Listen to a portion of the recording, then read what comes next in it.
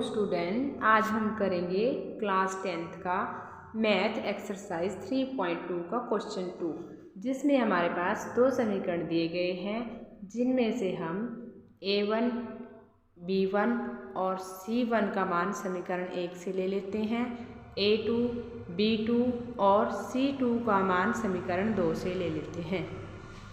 अब हम देखेंगे कि a1 बटे a2 लिखेंगे और समीकरण 1 और 2 से उनके मान भरेंगे। समीकरण 1 और 2 से मान है 5/7। इसी तरह b1 बटे b2 के मान भरेंगे, जो कि समीकरणों से -4 और बटे 6 आ जाएगा।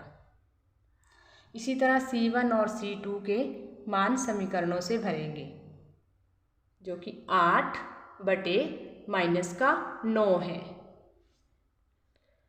तो जब हम a1, a2, b1, b2 और c1, c2 के मान भर लेते हैं, फिर देखते हैं कि कौन बराबर है, कौन बराबर नहीं है और कौन आपस में कट जाते हैं। तो 4/6 2 के पहाड़े में कट जाते हैं, तो आ जाता है -2/3। अब लिखेंगे a1 बटे a2 b1 बटे b2 के बराबर है या नहीं। हम ये देखते हुए फॉर्मूले के हिसाब से लिखेंगे a1 बटे a2 बराबर b1 बटे b2। अब इनकी वैल्यू, इनके मान देखते हैं कि बराबर है या नहीं। बराबर नहीं है तो हम ये चिन्ह बना देते हैं, बराबर नहीं है। इसके बाद क्वेश्चन में जो पूछा गया है कि क्या ये परस्पर समांतर हैं, समपाती हैं या प्रतिच्छेद करती हैं, तो हमें देखना है।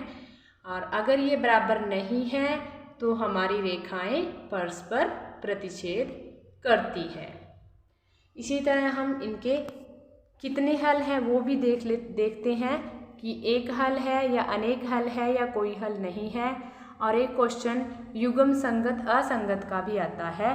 तो अगर बराबर नहीं है हमारे युग्म संगत हैं, और सारे बराबर हैं तो भी युग्म संगत होते हैं। अगर एक बराबर एक नहीं तो असंगत होते हैं। अब हम इसका एक और एग्जाम्पल, एक और सवाल देख लेते हैं। इसमें भी हमारे पास दो समीकरण दिए गए हैं, जिनमें से हम समीकरण 1 से a1, b1 और c1 का मान ले लेते हैं। समीकरण 2 से a2, b2 और c2 का मान ले लेते हैं। अब देखते हैं कि ये मान बराबर है या नहीं। a1 बटे a2 बराबर, समीकरणों से मान भर लेंगे 6/2। और अगर ये किसी टेबल में कटते हैं तो इन्हें काट लेंगे। 2 के पहाड़े में ये कट जाएंगे, 2 तिये 6 और इसका बन जाएगा 3/1।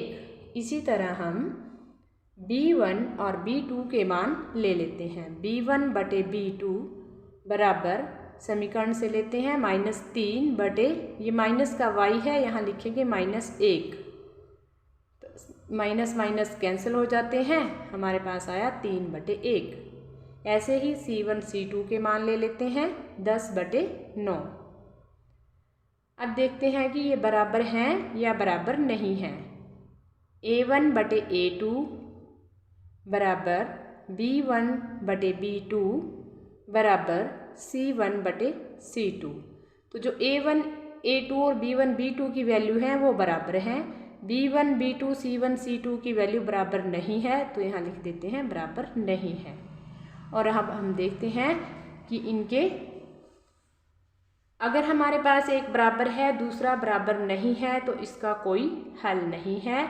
यदि कोई हल नहीं है निकलता है तो हमारी रेखाएं परस्पर समांतर होती हैं। इसमें 3 तरह के क्वेश्चन पूछे जाते हैं। कोई हल है, अनेक हल है या एक हल है। या फिर दूसरा क्वेश्चन आता है समांतर रेखाएं हैं, संगत हैं या फिर समपाती हैं। और तीसरा पूछा जाता है कि युग्म संगत है या असंगत है। तो अगर हमारे पास बराबर हैं तो भी संगत है, बराबर नहीं है तो भी संगत है। अगर एक बराबर दूसरा बराबर नहीं है तो युग्म असंगत है। चैनल को लाइक एंड सब्सक्राइब जरूर करें।